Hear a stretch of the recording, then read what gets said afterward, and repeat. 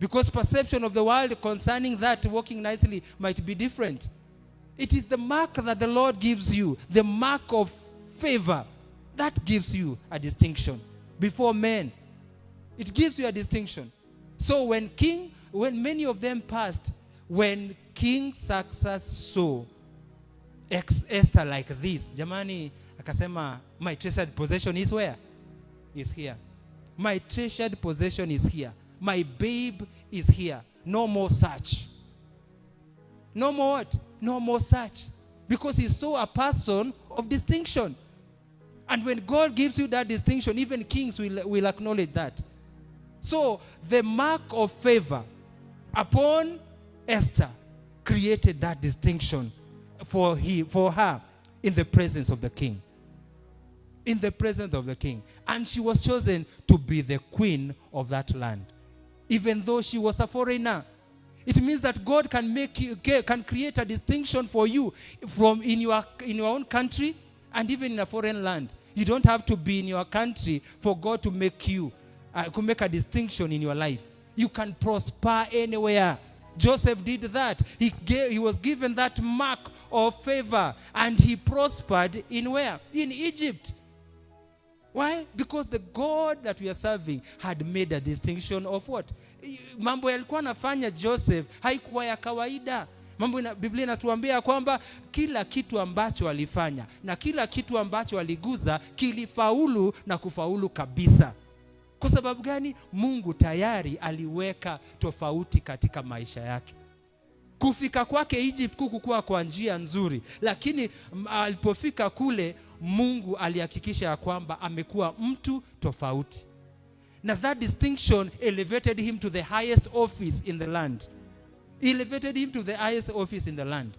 Biblia inasema your gift will take you before what? Before kings. Who placed those gifts in us?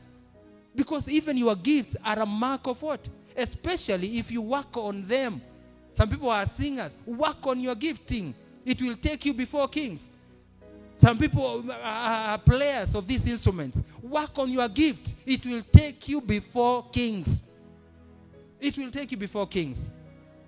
David had that gift of playing the instruments. It took him before what? Before King Saul. King Saul akiwa amesumbuka pale hivi na mambo yake ya kimaisha, yeah? Aliuliza nitafanyaje kuhusu hili swala. Akaambia kuna mtu mchezaji mahodari, sogora wa kucheza zeze. Nitamuita akuja akuchezee. Na hii jambo ambalo linakusumbua, hii roho ambayo inakusumbua itapotea. Na David kwa sababu alikuwa amejizoesha katika kucheza vyombo, kucheza ala ya muziki, alipofika mbele ya mfalme akasema, asanti, moyo wangu umetulia. Because of what? Because God had made a distinction of David. God had made a distinction of David. And even before that, the profile and the CV of David was like this, that he was a man after God's heart. That already set him apart. That factor only was a thing that had set him apart. It was a mark for him of what? Of distinction. God is in the business of creating a distinction in our lives so that the people of the world might desire what we have. But if we just stay normal and expect the people of the world to come into the church, to love the church, to love our God, we are mistaken. If we just stay normal, we have to tell God, create a distinction in my life. Create a distinction in my life. In my profession, the profession that I am in, create a distinction. Let me just not be a normal worker. I want to be the worker of the year, employee of the year, because of what I'm putting in. Because of what I'm putting in this place of work.